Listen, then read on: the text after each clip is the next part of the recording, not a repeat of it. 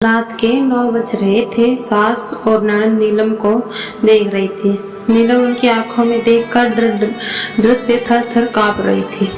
उसकी सास चिल्ला कर बोली, तुम्हारी हिम्मत कैसे हुई मेरे ही घर में ऐसा कुछ करने की? 4 दिन भी नहीं हुए मेरे घर में आकर तुम्हें और खुद को मालकिन समझने लगी क्या? आने दो मेरे बेटे को। तुम्हारे हाथ पैर तोड़ने के लिए नहीं कहा तो मेरा नाम भी सुमन नहीं।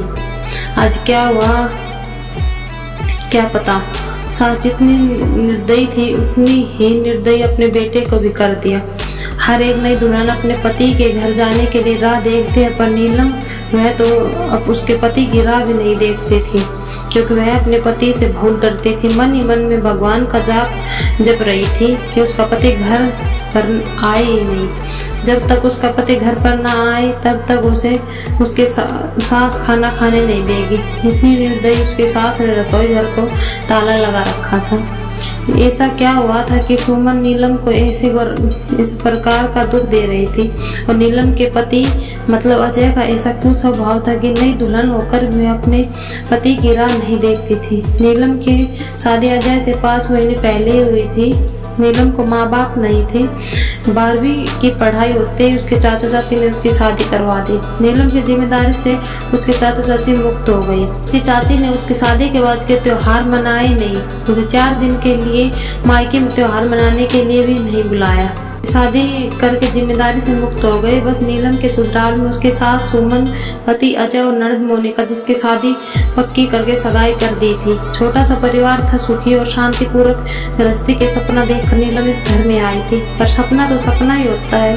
हर समय सपना सच होना कम मुमकिन होता है। उसका भी सुखी गृहस्थी का सपना वो सपना ही रह गया। नीलम की उम्र 18 की पूर्ण हो गई थी और अजय 30 का था।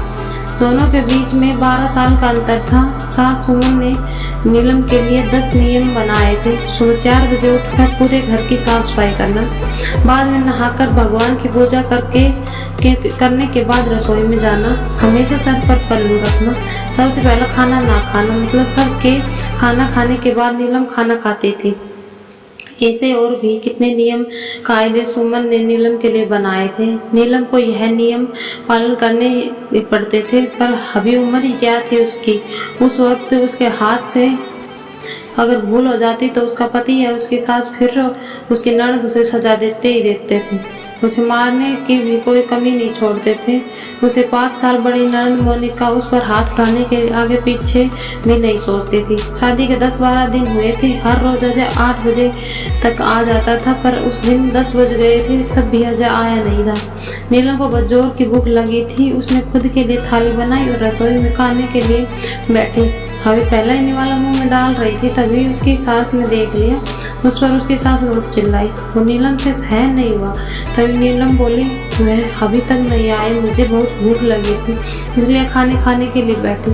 सास कुछ बोलने वाली थी, तभी मोनिका आगे आई और नीलम को चाटा मार दिया।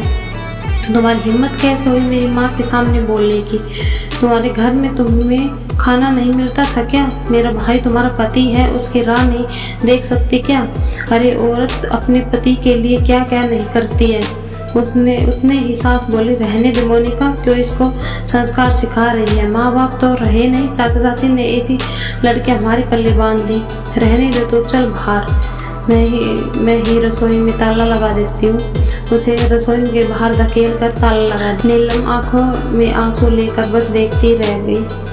11:30 पर अजय घर आया। तभी सुमन और मोनिका ने मिर्च मसाला लगा नीलम के खिलाफ अजय को भड़काया। वह तो माँ का भक्त, इतना ही सुनकर उससे गुस्से में आकर नीलम को थप्पड़ मारा। उसे उस दिन खाना भी मिला नहीं। अभी आज की ही बात ले लो। नीलम रसोई में खाना बनाकर सुमन और मोनिका को खाना दे रही थी। दोनों हॉल में टीवी देखते देखते खाना खा रही थी। इधर नीलम एक गर्म रोटी उनको परोस रही थी। आज सुबह नीलम को सिर्फ एक ही रोटी उसके सास ने खाने को दी थी। नीलम को बहुत जोर से भूख लग रही थी, पर अजय को 10 बजे के पहले आने वाला नहीं था। पर नीलम को भूख सहन नहीं हो रही थी। सास और मोनिका का खाना खाने के पहले रसोई घर को ताला लगाने से पहले नीलम ने जल्दी से रोटी अपने पल्लू को बांध कर रख ली। जब माँ बेटे का खाना खाने के बाद उन्होंने नीलम को बाहर निकालकर रसोई घर पर ताला लगा दिया और दोनों उनके रूम में आराम करने के लिए निकल गई। हूँ। उसने पल्लू से बंधी हुई रोटी निकाली और रोटी वैसे ही बिना सब्जी के खाने लगी। रोटी खाते खाते उसके आंखों में आंसू बह रहे थे। उसका स्वाभिमान इस बात के लिए रजामंदी नहीं दे रहा था, लेकिन क्या करे, यह भी उसे समझ आ रहा था।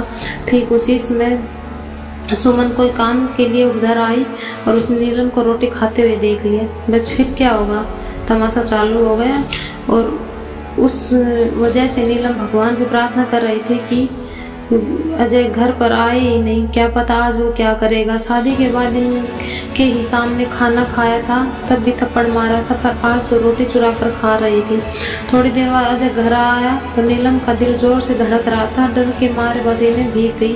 कुछ ही मिनटों अचानक से अजय का जोर से आवाज आया, नीलम जल्दी बाहर आओ। नीलम डर कर थर थर कांपते हुए बाहर आई। देखा तो सास हबीबी शेर की तरह उसकी तरफ देखकर घूर रही थी। मोनिका भी मन ही मन मुस्कुरा रही थी और अजय उसके आंखों खून के जैसे गुस्से से लाल हो रही थी। जैसे ही नीलम अजय के सामने आई, उसके बालों को पकड़ जोर से धकेल दिया। नीलम बहुत जोर से चिल्लाई, तेरी इतनी हिम्मत हुई तो मेरे घर में चोरी करते हैं, रुक तुझे मैं अभी दिखाता हूँ। बोलते बोलते अजय ने अपने कमर का बेल्ट निकाला और नीलम को मारने लगा। नीलम जोर जोर से रोते हुए, दर्द से चिल्लाते हुए अब उसकी माफ़ी मांग रही थी, पर उसने पति को और घर में रहने वाले 2 औरतों को उसकी दया नहीं आई। नीलम को सहन नहीं हो रहा था, तभी उसने अजय को धक्का दिया और घर के बाहर भागने लगी।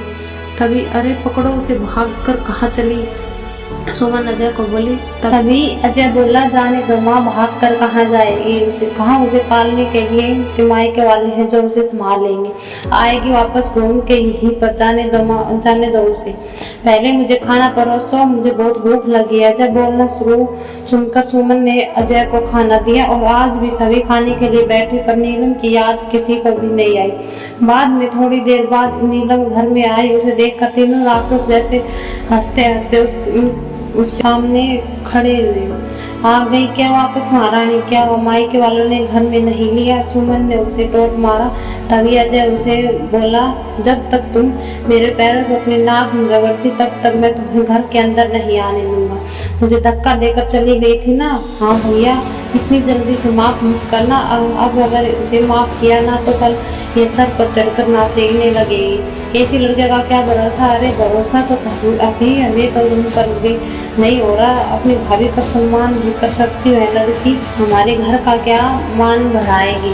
अचानक नीलम के पीठ के पीछे मोनिका के होने वाले ससुर की आवाज आई और वह अंदर आए। उन्हें देखते ही तीनों के चेहरे का रंग हिल गए। अरे समझी जी, आप कब आए? सुमन साड़ी ठीक कर के माथे पर पल्लू लेकर बोलने लगी। उसी वक्त आया जिस वक्त उसकी बहू रास्ते से डरकर इधर उधर भाग रही थी। अच्छा हुआ अभी से तुम्हारा असली चेहरा हमें दिख गया। आया नहीं, हमारे घर की बर्बादी हो गई। अगर ऐसी वो हमारे घर आई होती तो मोनिका के होने वाले ससुर उसकी तरफ हाथ दिखाकर बोले, नहीं उसको नहीं, गलतफहमी हो गई है पापा, आप अंदर आइए, मैं तो सब समझाती हूँ। मोनिका ऐसे बोली तो उसके ससुर बोले, कौन से पापा, किसके पापा? माफ करो हमें, अब आपको साथ कोई भी रिश्ता नहीं करना।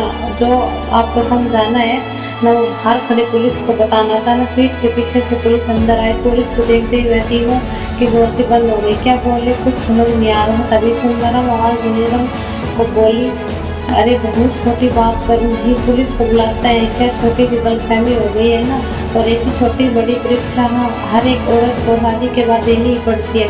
और यह तो तुम्हारा ससुराल है ना, ससुराल वालों का मान रखना तुम्हारा कर्तव्य है बेटा। माफ़ कीजिए सासू जी, मुझे इस परीक्षा देने का कोई शौक नहीं है। मैंने शादी थप्पड़ खाने के लिए नहीं की थी, और यह ऐसा कैसा ससुराल जहाँ मुझे रोटी भी चुरा कर खानी पड़ती थी। आपने मुझे कमज़ोर समझा था क्या? मेरा मायका नहीं है पर मैं कमज़ोर नहीं हूँ। अभी यही संस्कार अपने बच्चों को जेल में देना।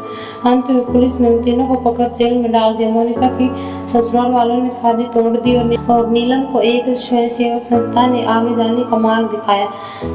नीलम संस्था के साथ में काम करके लोगों को घर में होने वाली घरेलू हिंसा के बारे में जागरूकता फैलाने लगी। उसने अभी सही मायने में जिंदगी की नई शुरुआत की।